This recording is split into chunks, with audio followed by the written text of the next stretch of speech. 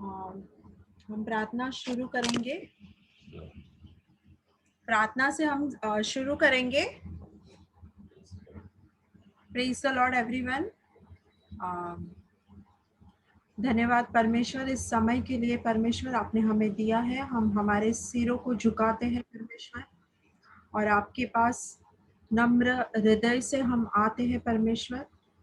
परमेश्वर, हम मांगते हैं परमेश्वर कि परमेश्वर आप बढ़े और हम घटे परमेश्वर, और परमेश्वर हमारे द्वारा आपकी महिमा हो परमेश्वर। हमारे आत्मिक आंखों को खोल, ताकि हम अद्भुत बातें जो तेरे वचनों में है उसे हम जान सके, पहचान सके परमेश्वर। आपके निवास स्थान के बारे में परमेश्वर, आपकी उत्तमता के बारे में परमेश्वर, ऐसा हम मांगते हैं। हर हृदयों को तो तैयार कर परमेश्वर, जिसमें 100 गुना फल आ सके परमेश्वर। आगे का समय हम आपके हाथ में सौंपते हैं। आपकी महिमा हो, प्रभु यीशु के नाम से मांगते हैं, आमीन। ओके बच्चों, it's time for action songs. Okay, please put on your camera. Sneha, Enoch, Ishita.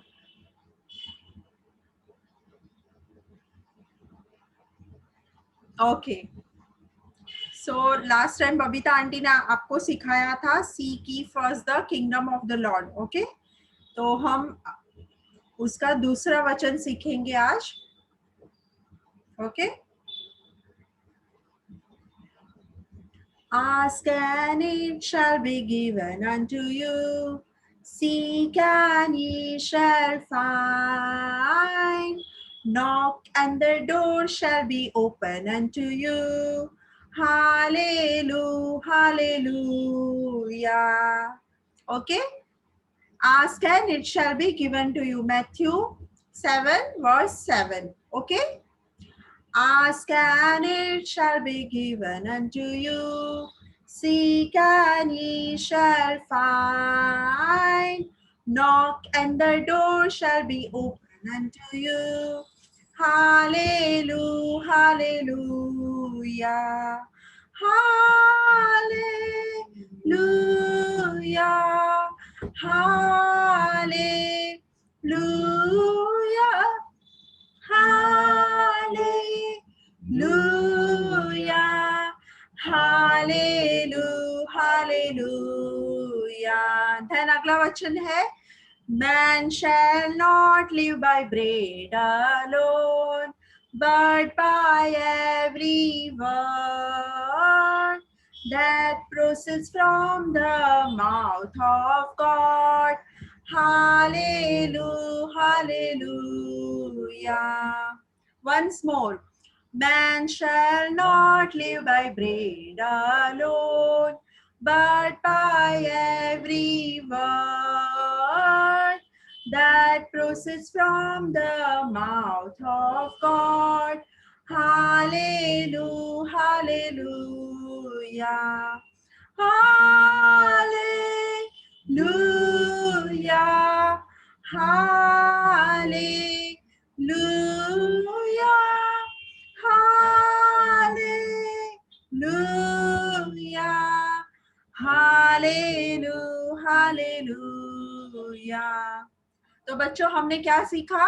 हम सिर्फ रोटी से नहीं जी सकते। हम अच्छा अच्छा खाना खाएंगे, उससे हम नहीं जीते हैं, लेकिन हर एक वचन जो परमेश्वर के मुंह से निकलता है उससे हम जीते हैं।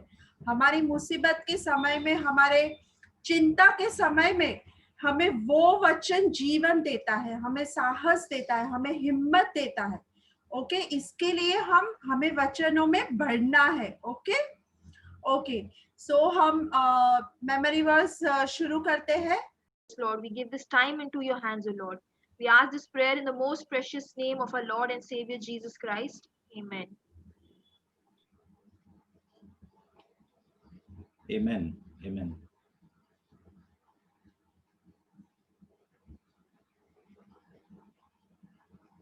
Thank you, Lona, for leading us in worship. And since we are in the month of December, it's good to sing carols. We are in the season of Christmas, but at the same time, we all know and we believe that Christmas, the joy of the birth of Jesus and the purpose of his birth is not something which we celebrate only once a year. We, throughout the year, all the days of our life, we keep examining and rejoice in the Lord for what he has done for us. For God so loved the world that he gave his only begotten Son, that whoever believes in him should not perish but have eternal life. Okay, when we were small children, we learned this song, this verse. Okay, so this is a verse which every believer knows. परमेश्वर ने जगत से ऐसा प्रेम किया कि उसने अपना एक लौता पुत्र यीशु मसीह को हमारे लिए मरने दिया, ताकि जो कोई उन पर विश्वास करे वो नाश न हो परंतु अनंत जीवन पाए। आमेन। सो हम सब ये विश्वास करते हैं कि परमेश्वर ने यीशु मसीह को भेजा, और ये हमारा विश्वास केवल दिसंबर महीना में नहीं है परंतु हर समय है। ओके, और विशेष करके हम इस महीने में एक मौका लेते हैं उनका जन्म के विषय पर विशेष करके गीत गाने का और लोगों तक उनका प्रेम पहुंचाने का। Okay, so praise God. Let us in every Bible study meeting, let us whoever is leading the worship, जो कोई आराधना में हमें अगुवाई करेंगे, इस महीने के हर बाइबल स्टडी में बाकी आराधना का गीत के साथ एक गीत कैरल भी हो जाए। Okay, let's do that. Great. I can already see thumbs up from people. Okay, let's turn to the word. हम वचन में जाएंगे और आज का विषय निर्गमन का पुस्तक, उसका 25 अध्याय, एक्सोडस चैप्टर 25, निर्गमन का पुस्तक उसका 25 अध्याय। ओके, निर्गमन का पुस्तक 25 अध्याय से जब हम पढ़ते हैं, परमेश्वर उनके आराधना या उनका निवास स्थान, ओके, लोगों के बीच में लाना चाहता है। उन चीजों का एक जिक्र परमेश्वर ने किया है। परमेश्वर का उपस्थिति, परमेश्वर का निवास स्थान लोगों के बीच में वो लाना चाहता है। ओके, वो जिक्र हमें इस अध्याय में से 25वां अध्याय से पूरे अंत तक, निर्गमन का पुस्तक के अंत तक, कम से कम अंत तक हमें पता चलता है। ओके, तो परमेश्वर मूसा के द्वारा आदेश देता है, आज्ञा देता है कि उनका निवास स्थान कैसा होना चाहिए। क्यों? क्योंकि उनका निवास स्थान को लोग, इजरायली लोग क्या बोलते हैं, that they should not take it casually. Okay, वो आसानी से न ले, परंतु उनका निवास स्थान पवित्रता को दर्शाता है, क्योंकि वो स्वयं पवित्र है। तो उनका निवास स्थान, उनका आराधना का आराधनालय या आराधना का जगह कैसा होना चाहिए, ये परमेश्वर आज्ञा देता है मूसा के द्वारा। Okay, so let us see what are his instructions. परमेश्वर का आज्ञा क्या है वो हम देखेंगे, और हमारे आत्मिक जीवन में वो कहां पर लागू होता है। इजरायलियों को परमेश्वर ने आज्ञा दिया कि उनका निवास स्थान कैसा होना चाहिए, परंतु हम वो सब आज नहीं करते, उस प्रकार से नहीं, परंतु वही चीज हमें आज करना है।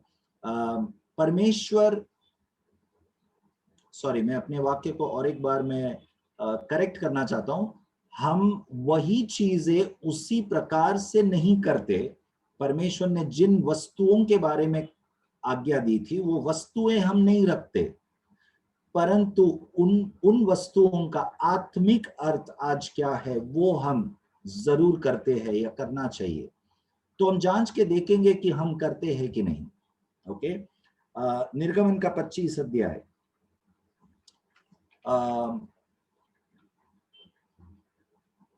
द टैबरनैकल।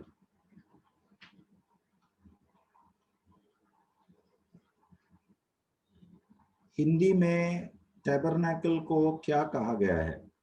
25 अध्याय का 9वां वाक्य पढ़िए, मुझे वो शब्द चाहिए। निवास स्थान। निवास स्थान, या okay. Can you read verse 9? 25 अध्याय उसका 9वां वाक्य। जो कुछ मैं तुझे दिखाता हूँ अर्थात निवास स्थान और उसके सामान का नमूना, उसी के अनुसार तुम लोग उसे बनाना। ओके, तो टैबरनैकल इज परमेश्वर का निवास स्थान। 8वां वाक्य पढ़िए। What is sanctuary mention there? पवित्र स्थान। पवित्र स्थान। और वे मेरे लिए एक पवित्र स्थान बनाए कि मैं उनके बीच निवास करूं। ओके, तो निवास स्थान और पवित्र स्थान। ओके, सैंक्चुअरी इज पवित्र स्थान और टैबरनैकल इज निवास स्थान। तो पहला सीख हम जो लेते हैं, ओके, शुरू करने के पहले ही, परमेश्वर सबसे पहले प्रकट किसके सामने हुआ? मूसा के सामने। उस पर्वत के ऊपर, सिनाई पर्वत के ऊपर, वो जलता हुआ जो झाड़ी, जो भस्म नहीं हो रहा था, उस झाड़ी के भीतर से परमेश्वर मूसा को प्रकट हुआ। और फिर यहां पर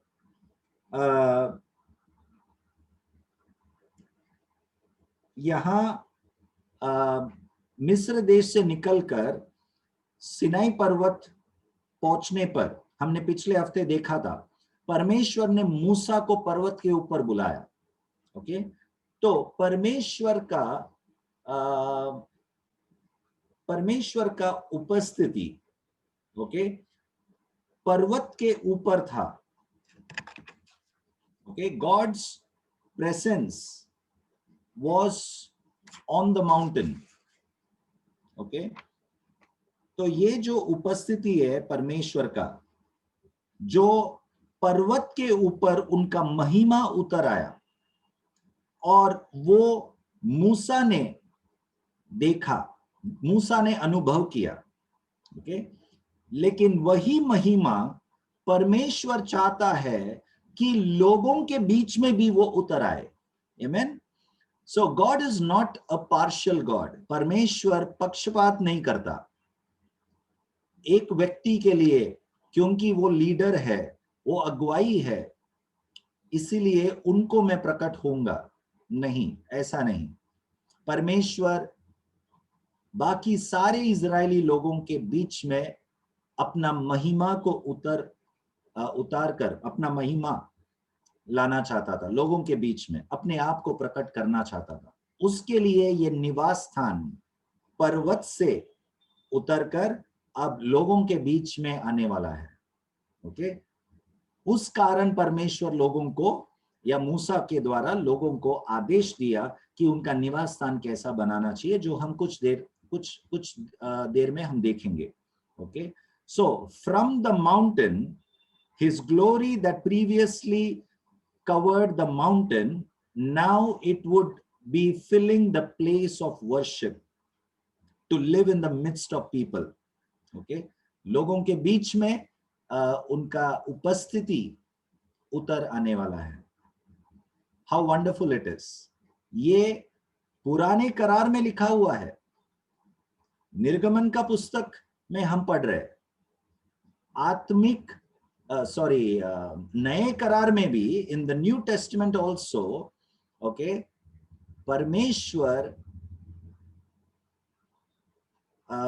लोगों के बीच में से लोगों के अंदर अपना निवास स्थान बना दिया. Okay, so where it all started, his glory appeared on the mountain. Second, his glory appeared among the people. Okay, that is why God asked the people, or God asked Moses to build for him a tabernacle, a sanctuary, because he wanted to appear before the people. And then when we come to the New Testament, his glory filled in us. Okay, लोगों के बीच में से लोगों के अंदर.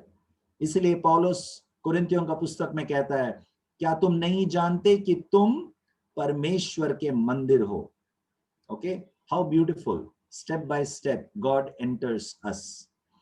तो शुरुआत पर्वत के ऊपर उनके महिमा उतर आया, फिर लोगों के बीच में वे अपना निवास स्थान बनाना चाहा. ओके, और फिर नए करार में हम पढ़ते हैं कैसा परमेश्वर अपना उपस्थिति, वो स्वयं हमारे अंदर, हमारा शरीर उनका मंदिर उन्होंने बनाया. How beautiful it is. कितना सुंदर है ये बात, ये सच्चाई. ओके, तो निर्गमन का पुस्तक 25 अध्याय, उसका पहला वाक्य. यहोवा ने मूसा से कहा. हाँ, पढ़ो दूसरा वाक्य. सॉरी. इस्राएलियों से यह कहना कि मेरे लिए भेंट लाए, जितने अपनी इच्छा से देना चाहे उन्हीं सबों से मेरी भेंट लेना. हाँ, परमेश्वर ने मूसा से कहा कि लोगों से कहने के लिए कि मेरे लिए भेंट लाए, और लोग अपना भेंट कैसा लेकर आएगा? जो कोई अपनी इच्छा से देना चाहे. हाँ, अपनी इच्छा से देना चाहे. ओके, मैं एक चीज कहना भूल गया. ये हम वाक्य शुरू करने के पहले परमेश्वर का निवास स्थान के बारे में एक और पॉइंट में बोलना भूल गया. परमेश्वर लोगों के बीच में अपना निवास स्थान लाना चाहा. ये परमेश्वर का लोगों को मिस्र देश से निकालने के पहले ही ये उद्देश्य था. God's purpose of bringing his presence down, his glory down in the midst of the people by making a tabernacle and a sanctuary, his purpose was already revealed before he delivered the children of Israel from Egypt. लोगों को मिस्र देश से छुड़ाने के पहले ही उन्होंने ये जिक्र किया था. ओके, वो हम पढ़ के हम यहाँ पे शुरू करेंगे. निर्गमन का पुस्तक 3 अध्याय, उसका 18 वाक्य पढ़िए.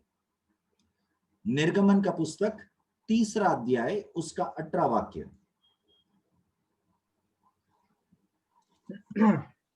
Acts chapter 3 verse 18. निर्गमन. हाँ जी, निर्गमन.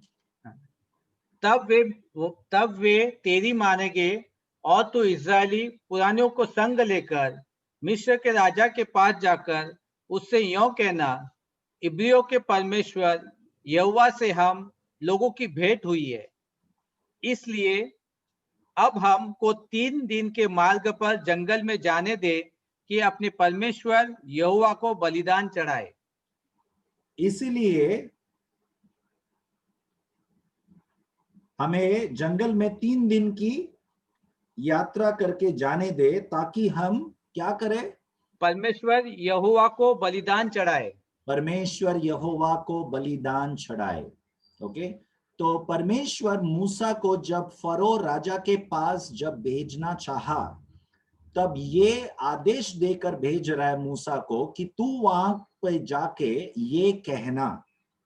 Okay, in verse 18 it says, you and the elders of Israel, okay, go to the king of Egypt and you shall say to him.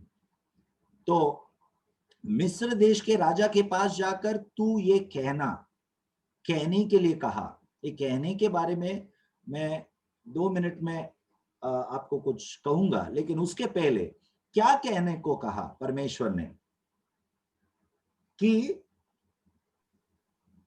हमें, परमेश्वर कहता है कि हमें जाने दे। क्या करने के लिए जाने दे? परमेश्वर यहोवा के प्रति भेंट चढ़ाने के लिए। भेंट चढ़ाना लिखा है ना, बलिदान चढ़ाने, बलिदान चढ़ाए, that we may sacrifice. English Bible में लिखा है दैट वी मे सैक्रिफाइस।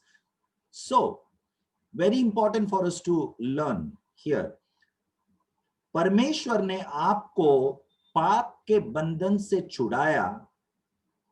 जैसा मैंने पिछले बार भी कहा, स्वर्ग का आनंद लेने के लिए नहीं। हाँ, मैं स्वर्ग जाने वाला हूं, वो आनंद उठाने के लिए नहीं, परंतु क्यों? सबसे प्रथम परमेश्वर ने हमारा छुटकारा दिया है ताकि हम बलिदान चढ़ाए, so that we offer sacrifice. We bring sacrifice of praise unto the house of the Lord. हम गाते हैं ये गीत, ओके? हम परमेश्वर के सामने आराधना का भेंट चढ़ाए, सैक्रिफाइस ऑफ प्रेज, ओके?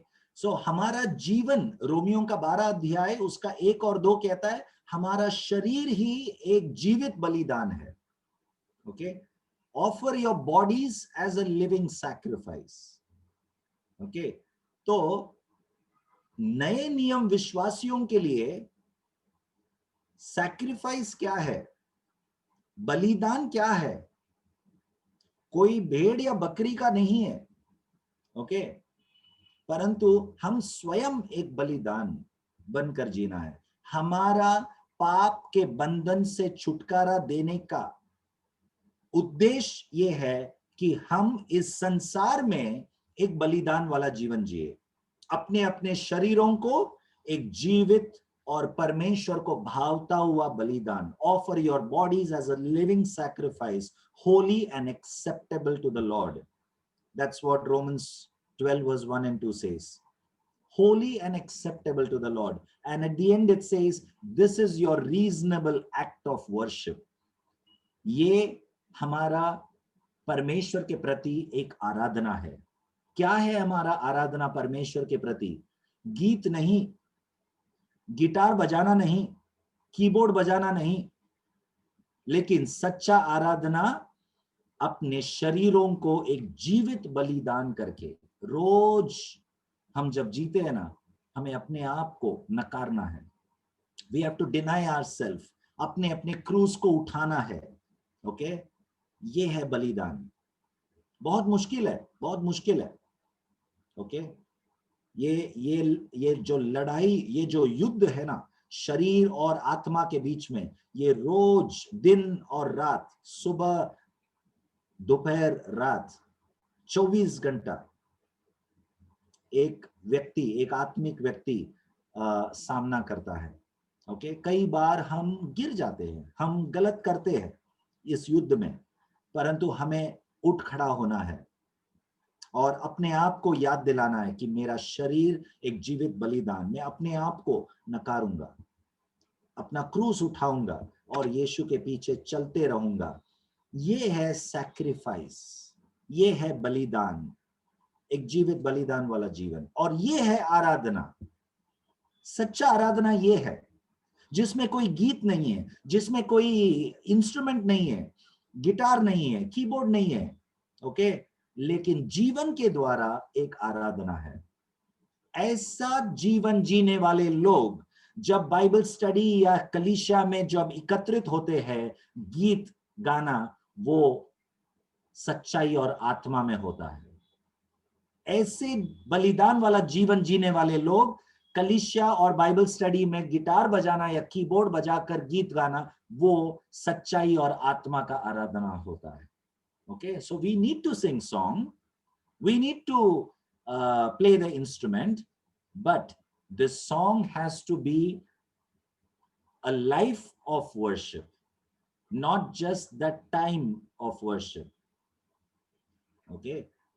एक मीटिंग में जब हम शुरुआत में बोलते हैं चलो हम आराधना शुरू करेंगे, सचमुच का हमारा आराधना तब नहीं शुरू होता है, 7 बजे या 10 बजे नहीं शुरू होता है। ओके, हमारा आराधना लगातार जीवन में चालू रहता है। ओके, तो हम अपने आप से पूछे, हमारा आराधना कैसा था? जीवन का बलिदान वाला आराधना कैसा था? क्या ये परमेश्वर को भावता हुआ बलिदान था, आराधना था? ये हमें अपने आप को पूछना है। And let us correct ourselves, okay, as we correct our voice, as we tune our guitar, okay, so we should correct our walk with God. Okay, so we should tune our commitment, our obedience with God, so that will be a pleasing sacrifice to God. तो लौट आएंगे हम। परमेश्वर मूसा को मिस्र देश के राजा के पास भेजने का उद्देश्य क्या था? परमेश्वर ने कहा राजा को जाकर के कि मेरी प्रजा को छोड़ने के लिए, ताकि वे मरुभूमि में जाके बलिदान चढ़ाए, आराधना करे। ये परमेश्वर का उद्देश्य था, जो परमेश्वर निर्गमन का 25 अध्याय में आराधना का नींव डाल रहा है। आराधनालय कैसा बनाना है, पवित्र स्थान कैसे बनाना है, उसका विस्तार में वर्णन परमेश्वर 25 अध्याय में करता है।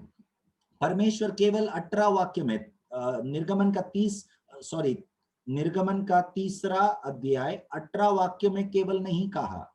ओके, परमेश्वर उसका 20 वाक्य में भी क्या कहा, पढ़िए। इसलिए मैं हाथ बढ़ाकर उन सब आश्चर्य कर्मों से जो मिस्र के बीच करूंगा। 19 वाक्य पढ़िए, 19। मैं जानता हूं कि मिस्र का राजा तुमको जाने न देगा, वरन बड़े बल से दबाए जाने पर भी जाने न देगा। ओके, हम सब के लिए यहाँ पर एक संदेश है। ओके, जो मैंने पहला पॉइंट कहा, उस प्रकार का आराधना जब आप करना चाहोगे, कौन सा आराधना?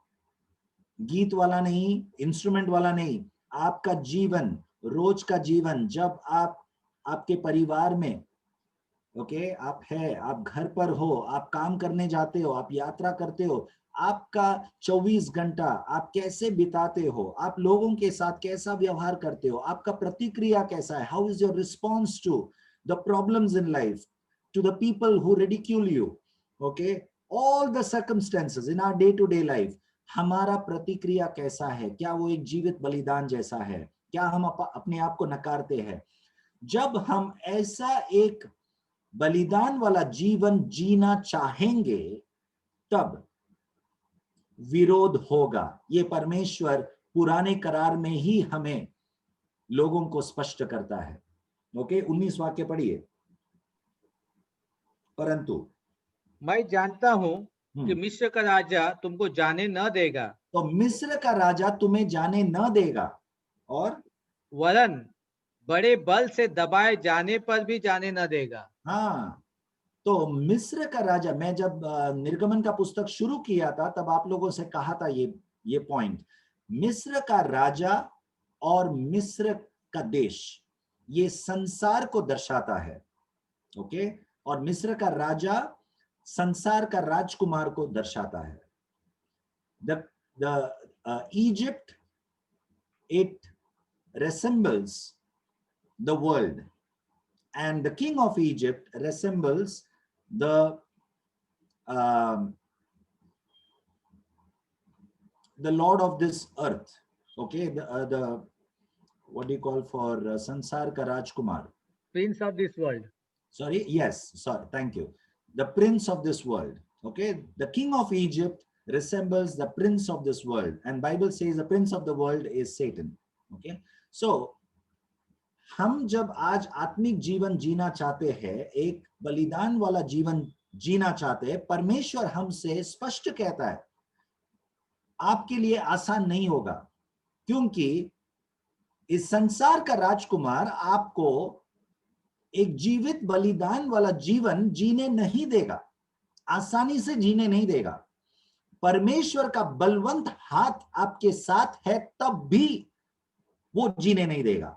When God's mighty hand is upon you and against Satan, still he will try to oppose. Okay, so let us know that. Let us know that.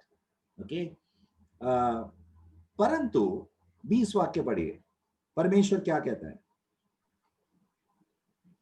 इसलिए मैं हाथ बढ़ाकर उन सब आश्चर्य कर्मों से जो मिस्र के बीच करूंगा उस देश को मारूंगा और उसके पश्चात वह तुमको जाने देगा. हाँ, तो क्योंकि बलवंत हाथ, परमेश्वर का बलवंत हाथ के बावजूद जब मिस्र का राजा जाने नहीं देगा, वचन कहता है 20वां वाक्य में परमेश्वर कहता है मैं आगे बढ़कर उनका विरोध करूंगा और फिर वो जाने देगा. So we will have victory. We have victory over Satan. Okay, so our Christian journey, our spiritual life on earth is not going to be easy. That is what Bible teaches us. Okay, Satan will oppose you as much as he can. There will always be fight between the flesh and the spirit.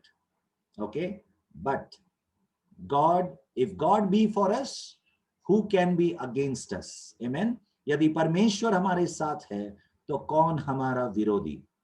Okay,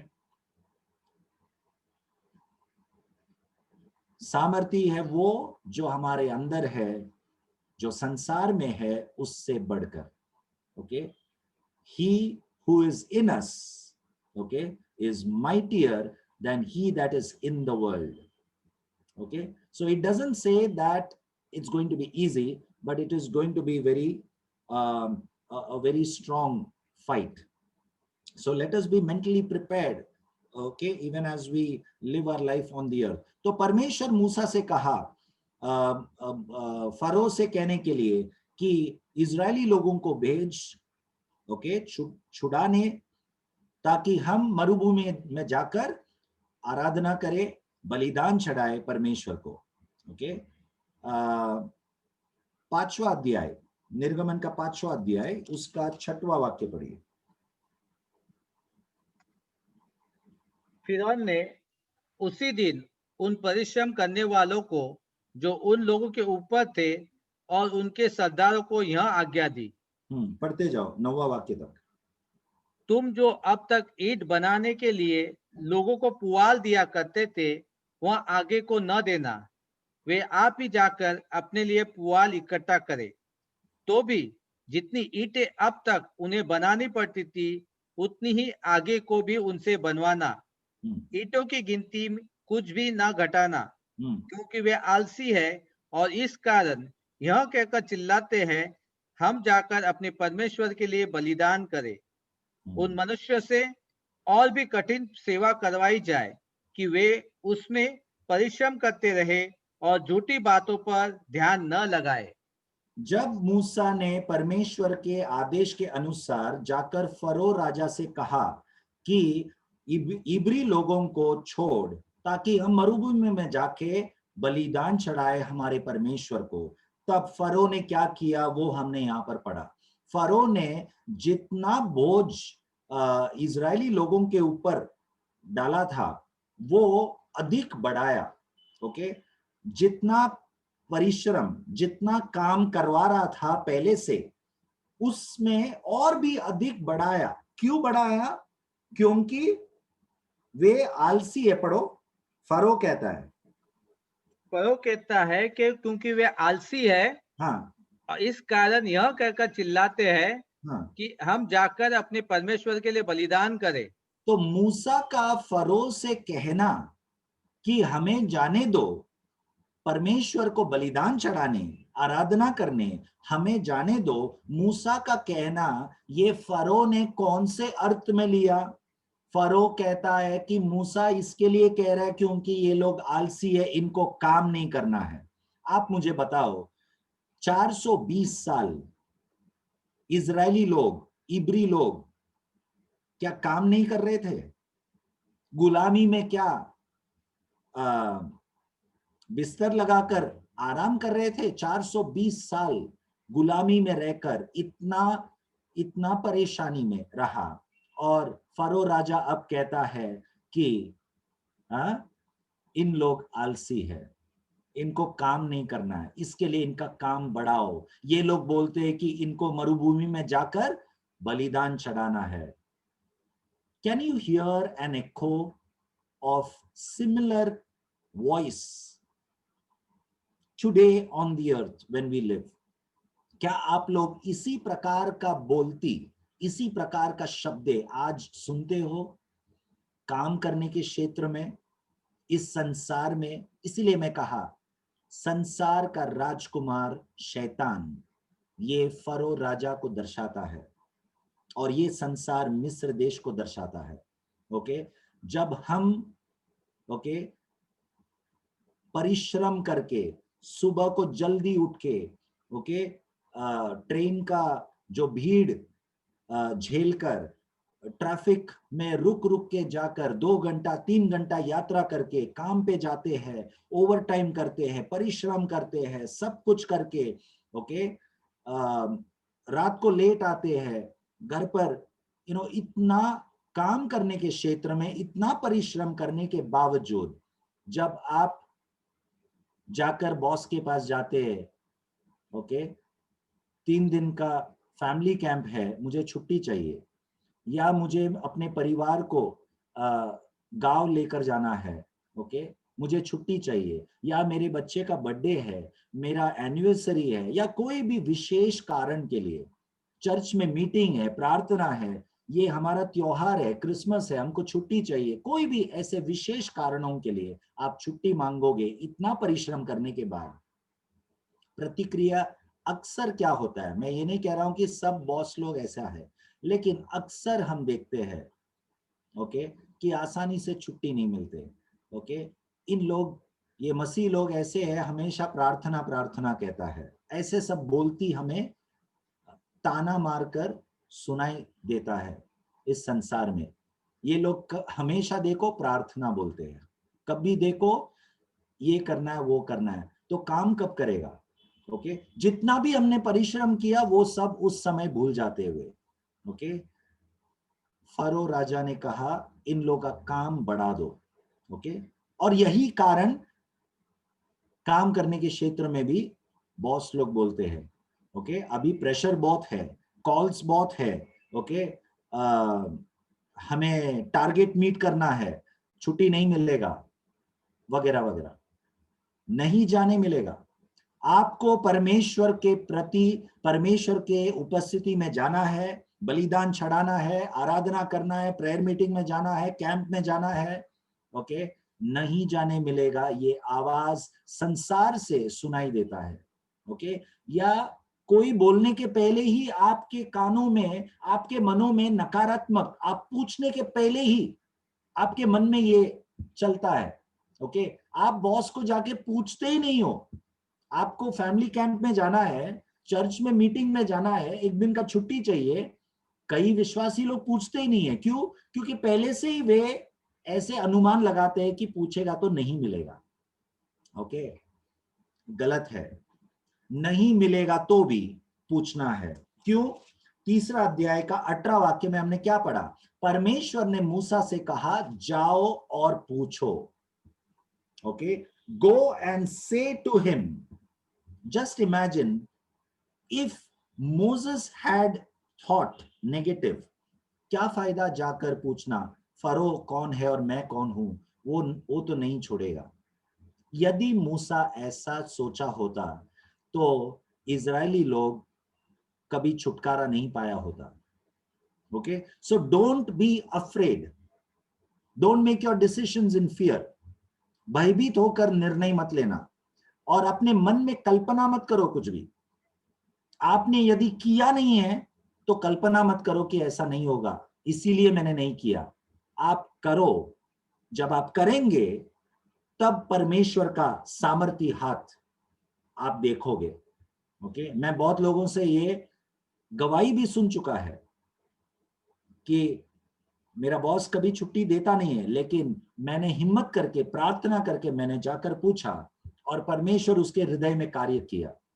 okay, so don't imagine and sit at home, okay, but take the bold step, take the bold step.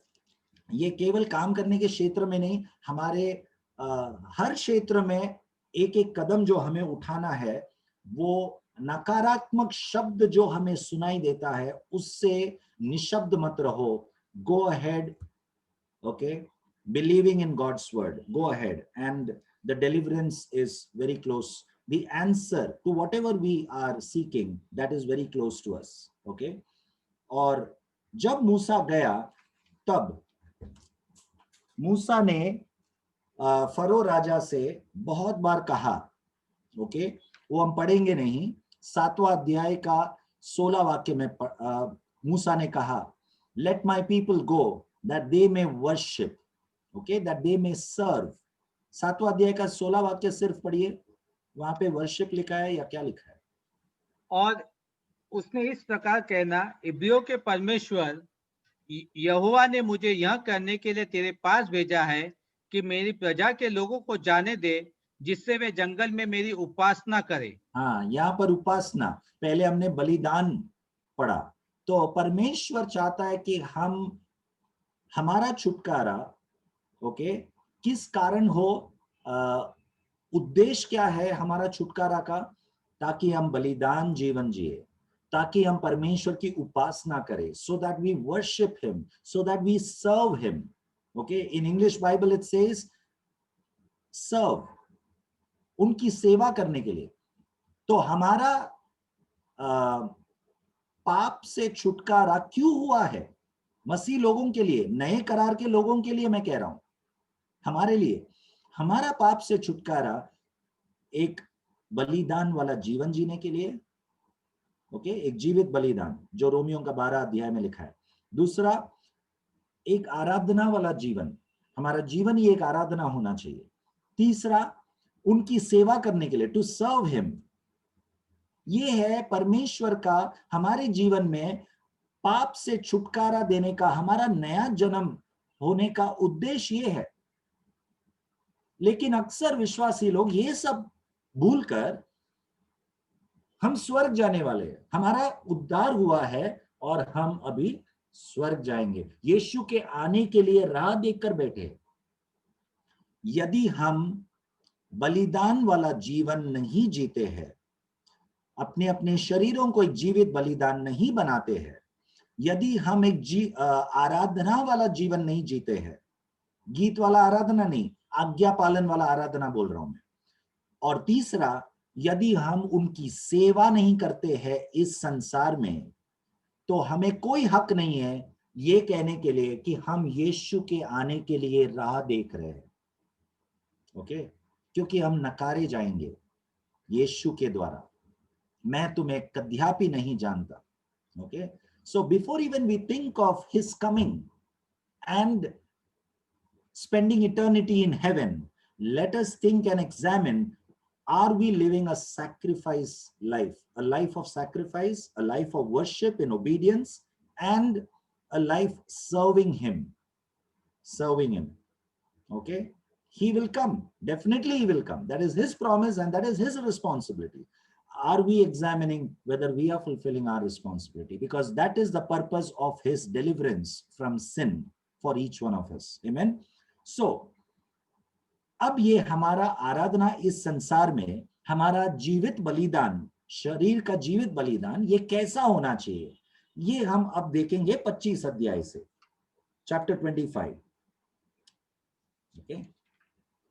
पर chapter 25 में परमेश्वर, 25 अध्याय में परमेश्वर आदेश दे रहा है कि इजरायलियों को उनका आराधनालय या परमेश्वर का निवास स्थान कैसा होना चाहिए, ओके। उसी प्रकार हम देखेंगे हमारे इस संसार के यात्रा में, आत्मिक जीवन में परमेश्वर का आराधना या हमारा शरीर जो परमेश्वर का मंदिर है, उनका निवास स्थान कैसा होना चाहिए, हमारा जीवन कैसा होना चाहिए, ओके।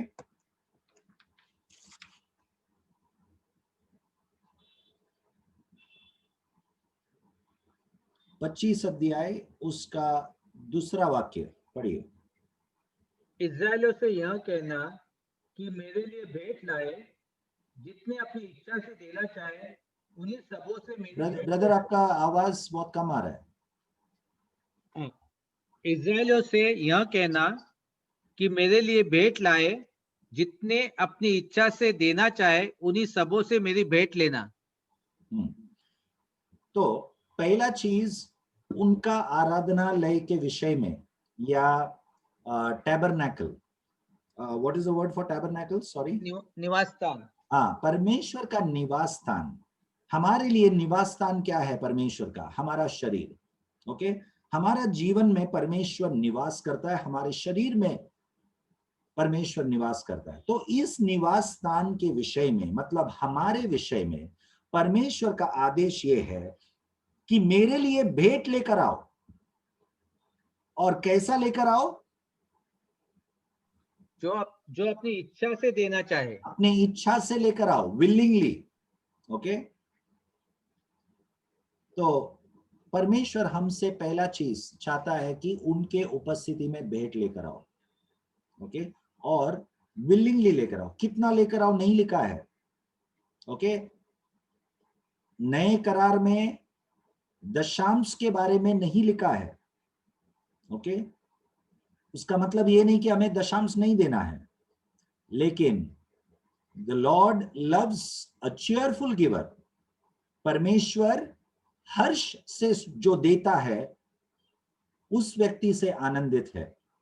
ओके, तो हम दशांश देते हैं या नहीं देते हैं, हम दशांश से बढ़कर और कितना देते हैं या नहीं देते हैं,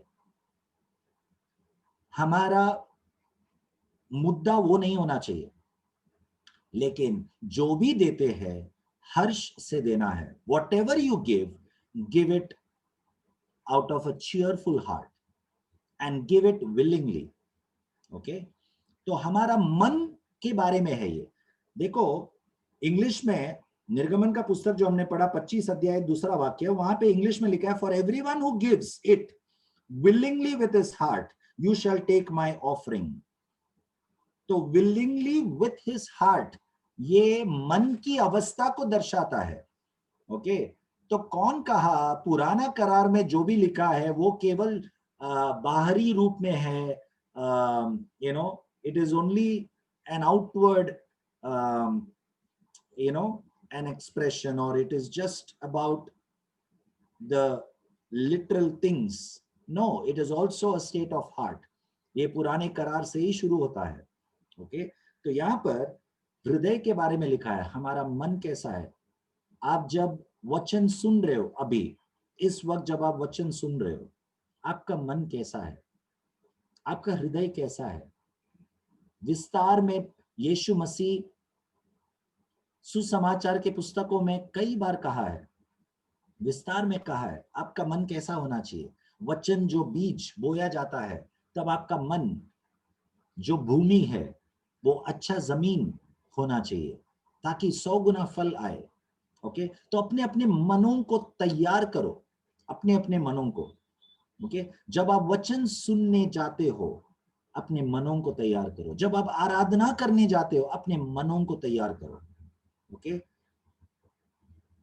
जब आप मनों को तैयार करेंगे, कैसा मनों को तैयार करेंगे? ओके, एक दूसरे के साथ अच्छे संबंध में रहो। ओके, आप किसी के साथ गलत करोगे, किसी के साथ गलत संबंध मतलब रखोगे, हो सकता है आपका बीवी हो, पति हो, आपके बच्चे हो, आपके माँ बाप हो, ओके, या आपके काम करने के क्षेत्र में, या लोगों के साथ, आपके पड़ोसियों के साथ, आपका स्वभाव यदि गलत है, आपने किसी को, देखो सामने वाला कुछ गलत किया है उसके विषय में मैं नहीं कह रहा हूं, लेकिन आपका स्वभाव और आपका प्रतिक्रिया जब सामने वाला गलत करता है, इसमें हमें बहुत सावधान रहना है। क्यों? क्योंकि हम जब हमारा जीवित बलिदान वाला एक जीवन वाला आराधना जब हम जीते हैं, वो परमेश्वर को प्रसन्न होना चाहिए। वो कब प्रसन्न होगा? परमेश्वर हमारे हृदय के मन के अवस्था को देखता है। So how do we offer offerings? Okay, our offering is not only money. It is not only that what we offer during Sunday worship. आप दशांश या दान जब देते हैं कलीसिया में जाते वक्त, वो नहीं है केवल ऑफरिंग। ओके, आपका जीवन, आपका शरीरों को एक जीवित बलिदान जैसे अर्पण करना है, हमने सीखा। ओके, तो आपका जीवन आपने सोमवार से शनिवार तक आपका जीवन कैसा आपने अर्पण किया है प्रभु के सामने, कैसा जिया है आपने, वो है पहला ऑफरिंग। सबसे पहला दान वो है, फिर आता है पैसा। ओके, बहुत लोग ये सोचते हैं, जो कलीसिया में जो अमीर लोग जो आते हैं, वो अक्सर ऐसा सोच सकते हैं कि सबसे ज्यादा तो मैं देता हूं पैसा। ये एक मनोभावना हो सकता है लोगों का। ओके, या जो दशांश देता है, दशांश देने के बाद आपके अंदर एक क्या बोलते हैं, एक संतुष्टि या तृप्ति हो सकता है। हाँ, मैंने ये महीने का दशांश दिया, या मैं हर संडे को मैं दान देता हूं, मैं ऑफरिंग देता हूं, और किसी को और भी कुछ जरूरत है तो मैं डोनेशन देता हूं। आपके अंदर एक संतुष्टि हो सकता है। ओके, जो अच्छी बात है, आपको करना है, लेकिन उससे भी बढ़कर एक संतुष्टि आपके अंदर होना चाहिए कि मेरा जीवन परमेश्वर के सामने सोमवार से शनिवार तक मेरा जीवन कैसा था, मेरा स्वभाव कैसा था, because that is what you are offering to God. अगर वो सही नहीं है तो जो भी हम कलीसिया में आके दशांश या दान जो भी देते या डोनेशन देते हैं, दैट इज जीरो। इसीलिए यीशु मसीह ने मत्ती का मेरे ख्याल से 6वां अध्याय में कहा, जब तुम अर्पण करने के लिए आते हो और वहां पे तुम स्मरण करते हो कि तुम्हारे भाई तुम्हारे विरुद्ध, ओके, तुम्हारे भाई के मन में तुम्हारे विरुद्ध कुछ है, तो वहीं पर अर्पण छोड़कर, ओके, अपने भाई के साथ जाकर मिलाप करना। उससे, ये यीशु मसीह ने खुद कहा है, उससे यीशु मसीह का संदेश क्या है हमारे लिए, कि जो हम अर्पण करने लाते हैं ना, वस्तु, पैसा, ओके, जो भी है, अनाज हो, कपड़े हो, गरीबों को जब हम देते हैं, खाना देते हैं, जो भी हम लाते हैं ना, वो उससे बढ़कर हमारा व्यवहार, स्वभाव, घर में, परिवार में सबसे अहमियत वो है। Okay, so that's number 1 about his tabernacle. परमेश्वर का निवास स्थान के बारे में सबसे प्रथम परमेश्वर ने वो कहा। ओके, दूसरा परमेश्वर ने क्या कहा,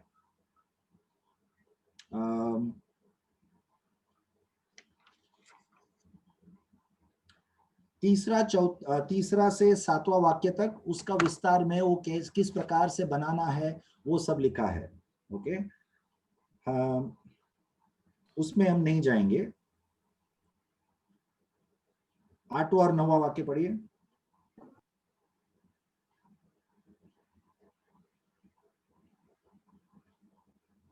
वे मेरे लिए एक पवित्र स्थान बनाए कि मैं उनके बीच निवास करूं। जो कुछ मैं तुझे दिखाता हूं, अर्थात निवास स्थान और उसके सब सामान का नमूना, उसी के अनुसार तुम लोग उसे बनाना। हाँ, तो अब परमेश्वर उनसे कहने जा रहा है कि क्या बनाना है। ओके, जैसा मैं कहता हूं वैसा ही बनाना। क्या? निवास स्थान। हमारे लिए निवास स्थान हमारा शरीर है, परमेश्वर का मंदिर, जहां पर परमेश्वर निवास करता है। परमेश्वर हमसे कहता है जैसा मैं कहता हूं वैसा ही अपने शरीर के अंगों को चलाना। ओके, परमेश्वर यहां पर इजरायली लोगों को आदेश दिया कि मेरा निवास स्थान के हर एक छोटे छोटे वस्तुओं को जैसा मैं कहता हूं वैसा बनाना। ओके, तो हमारे आज के तारीख में आत्मिक जीवन में परमेश्वर का निवास स्थान हमारा शरीर है, और ये शरीर के अलग अलग अंग, हमारे आंख हो, हाथ हो, पैर हो, कान हो, हमारी जबान हो, ओके, हमारे मन, हमारा सोच, हमारा उद्देश्य, our intentions, why we do certain things, okay, हमारा प्रतिक्रिया, our response, okay, to a situation, इन सब विषयों में परमेश्वर ने कुछ कुछ चीजें कहा है। उस प्रकार से ही इस निवास स्थान को बनाना, ऐसा परमेश्वर ने कहा। ओके, तो सबसे पहला परमेश्वर ने आर्क ऑफ द टैबरनैकल ये बनाने के लिए कहा। क्या कहता है उसको हिंदी में? वाचा का संदूक। वाचा का संदूक। 16 वाक्य पढ़िए। जो साक्षी पत्र मैं तुझे दूंगा उसे उसी संदूक में रखना। संदूक। तो हम पहला परमेश्वर के निवास स्थान में पहला हम संदूक के बारे में सीखने वाले हैं। ओके, परमेश्वर के निवास स्थान में साक्षी है। ओके,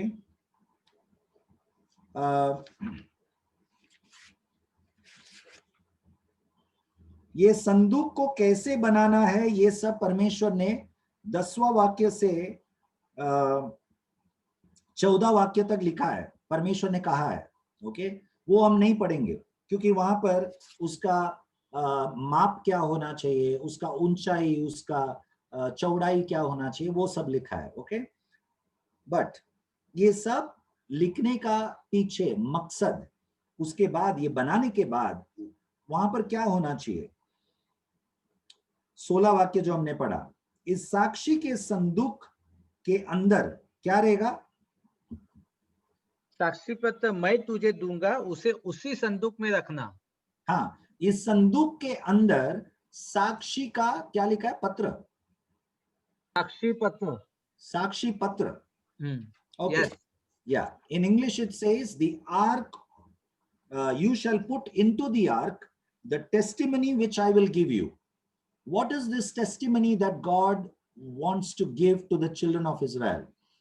ये साक्षी का पत्र जो मैं दूंगा तुम्हें, वो इस संदूक के अंदर रखना, परमेश्वर ने मूसा से कहा। और ये साक्षी का पत्र क्या है? ओके, ये साक्षी का पत्र परमेश्वर का आज्ञाएं है, 10 आज्ञाएं जो परमेश्वर ने दिया था। ओके, वो है साक्षी का पत्र।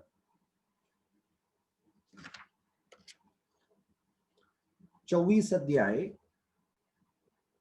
उसका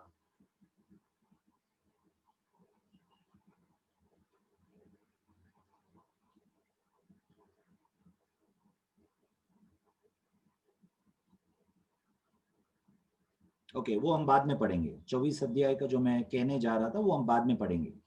तो ये साक्षी का पत्र परमेश्वर का आज्ञाएं है, मतलब परमेश्वर का वचन, जो कहां पर रखने के लिए परमेश्वर ने कहा? इस संदूक के अंदर, इस संदूक के अंदर। और ये संदूक कहां पर है, कहां पर रखा जाता है? अति पवित्र, अति पवित्र स्थान में। ओके, जहां पर परमेश्वर का महिमा उतर आता है। ओके, वो कुछ प्रकार इस प्रकार से दिखता है। मैं आपको स्क्रीन में दिखाता हूं, जरा देखिए।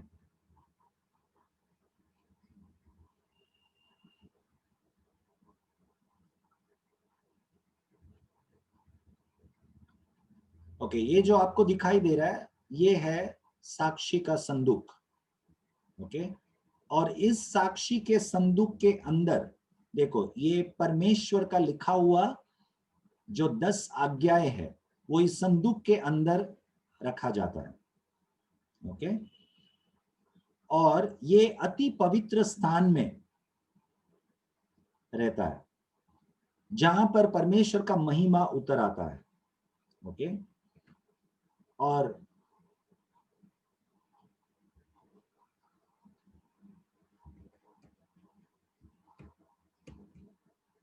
जरा 1 मिनट दीजिए, just give me a minute.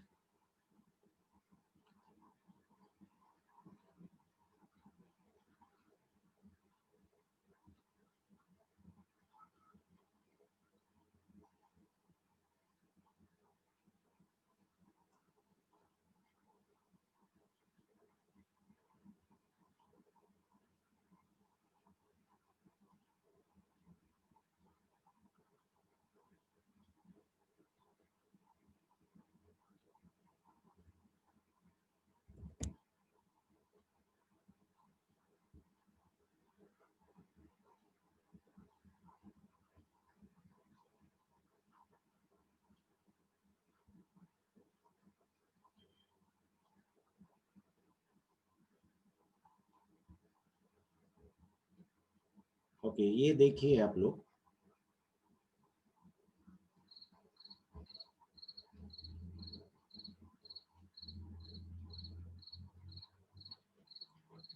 इस प्रकार से परमेश्वर का महिमा उस साक्षी के संदूक के वहां पे उतर आता था। ओके, ये जो आपको नीचे दिख रहा है, ओके, ये पूरा परमेश्वर का निवास स्थान है। ओके, लेकिन उस अति पवित्र स्थान में जो बीच में जो तंबू दिख रहा है, जो yes, not able to see. You are not able to see? नहीं नहीं, all files are there. Oh, is it? Sorry.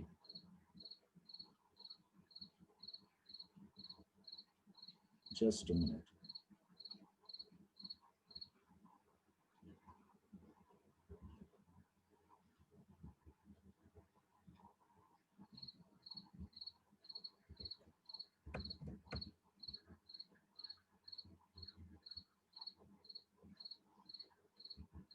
Okay, now are you able to see? Yes. Okay, great. So ये है जो आपको दिखाई दे रहा है पूरा, जो पूरा जो तंबू बांधा हुआ जो है वो परमेश्वर का निवास स्थान का बड़ा आंगन है, और बीच में जो तंबू है वो परमेश्वर का पवित्र स्थान और अति पवित्र स्थान है वहां पे। तो उस अति पवित्र स्थान में ये साक्षी का तंबू रखा जाता है। ओके, उस साक्षी का तंबू जिसमें परमेश्वर का नियम दिया हुआ 10 नियम है, ओके, वहां पर परमेश्वर का उपस्थिति उतर आता था। Okay, so that is how it used to be. और एक मैं दिखाना चाहूंगा, जस्ट 1 मिनट।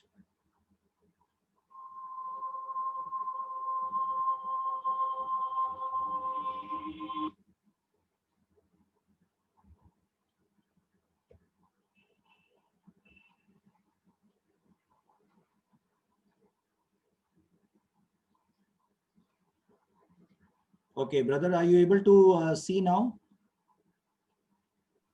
Yes. Okay, आप लोग ये देखिए,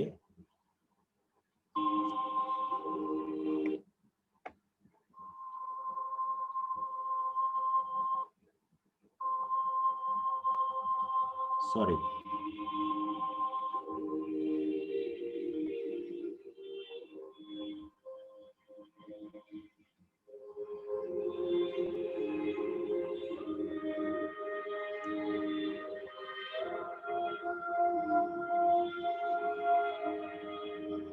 ये बाहर का आंगन है।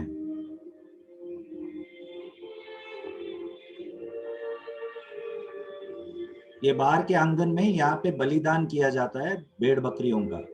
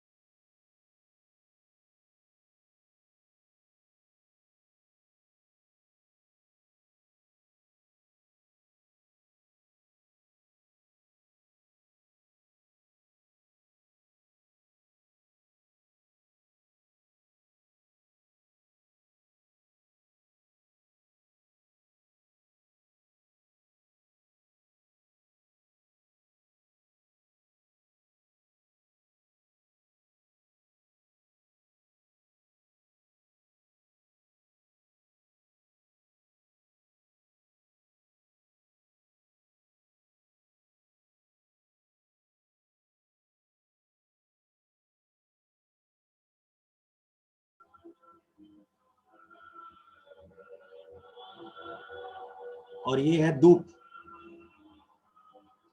This is the incense that is burned.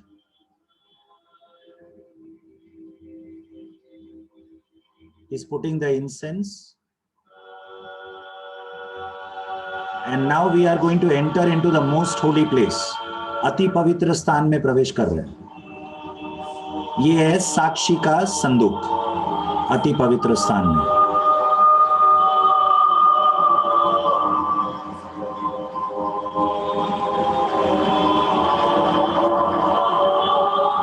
जिसके ऊपर 2 चेरुबिम और उसके अंदर परमेश्वर का साक्षी, मतलब उनके 10 आज्ञाएं लिखा हुआ है,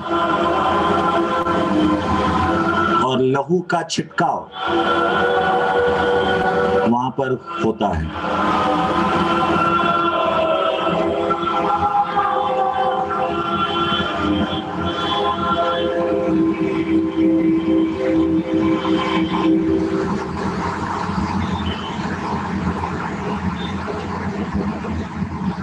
ओके, तो आपको एक उसका एक जिक्र मिला होगा. क्या है? 8:30 हो गए. हम कंटिन्यू करेंगे अगले हफ्ते यही विषय में. तो परमेश्वर का जो निवास स्थान के विषय में, परमेश्वर चाहता है कि उस निवास स्थान में कोई भी बिना भेंट का नहीं आता है, खाली हाथ नहीं आता है. ओके, तो पहला सीख हमने सीखा कि परमेश्वर अपने निवास स्थान में भेंट लेकर आने वाले ऐसे लोग चाहते हैं. और भेंट कैसा लाना चाहिए? भेंट स्वतंत्र मन से, ओके, हर्ष से. So the first thing is to bring the offering. So our life, our bodies have to be an offering to God. And it has to be willingly. आप चिड़चिड़ाकर अपने शरीरों को एक जीवित बलिदान मत अर्पण करो. नंबर 2, इस आराधना इन दिस टैबरनैकल, ओके, परमेश्वर सबसे पहला विषय आर्क ऑफ द टेस्टिमनी, साक्षी का संदूक के बारे में. और ये जो साक्षी है, ये परमेश्वर का वचन को दर्शाता है. ओके, जो परमेश्वर ने हमारे साथ एक वाचा बांधा है, इस वचन के द्वारा वाचा बांधा है. वो मुझे विस्तार में कहना है उसके बारे में, वो अगले हफ्ते में कहूंगा. तो ये जो वचन है, परमेश्वर इस साक्षी के तंबू के अंदर, साक्षी के, what is the ark of the testimony? Sorry. साक्षी पत्र का संदूक. इस साक्षी के संदूक के अंदर जो परमेश्वर ने इस वचन को रखा है, वो ये दर्शाता है कि ये वचन के अनुसार, ओके, मेरा रिश्ता आपके साथ हुआ है, तुम्हारे साथ हुआ है, ये परमेश्वर कहता है. ओके, इस साक्षी, और वहां पर उनका उपस्थिति उतर आता है. ओके, हम विस्तार में देखेंगे अगले हफ्ते, और अच्छी तरह से मैं उस वक्त समझाऊंगा. समय के कमी के कारण अब मैं नहीं कर पाऊंगा. सो लेट अस प्रार्थना करेंगे इस वचन के आधार पर. प्रार्थना करने के पहले एक सूचना है. ओके, एक खुशखबरी है सबके लिए. पिछले हफ्ते TWR का क्विज हुआ था. ओके, और क्या सभी लोगों ने क्विज दिया या नहीं दिया? पता नहीं कितने लोगों ने दिया. ओके, लेकिन जितनों ने दिया, हमारे बीच में, हमारे बाइबल स्टडी में एक विनर है. ओके, क्या कोई गेस कर सकता है कौन है वो विनर? अंजलि छोड़ के किसी और को बोलना है. Babita. Okay, very good. So, Babita sister has won second prize in the whole of India, right? Babita sister? Woo! हाँ. Yes, in the whole of India. सो सब लोग जरा जोर से ताली बजाएंगे उनके लिए. Praise God for Babita sister. और Thank you, everyone. Actually, I just want to thank Jose also. When I was studying Exodus, it was very difficult for me to study because I could not understand the tabernacle, this and that, and so many things before that also. So many things I could not understand. But when Jose was teaching, I literally am telling I could understand little bit of it. And of course, from the book, I could study. And actually, it was a challenge for me to study the tabernacle. I went on the Google, I searched as you showed the video today. Same way, I went on the Google, I searched the all the content of each and everything, like how was the lampstand made, the table of shewbread, the altar of incense. It's very deep, and I studied from there as well as from the book, and it is very challenging actually, and I enjoyed learning the Exodus. Praise It's a God. very good book. Praise God. So well done. Good job. Everyone who has studied and done the quiz, you all have done a good job. Ultimately, it more than the prize and all,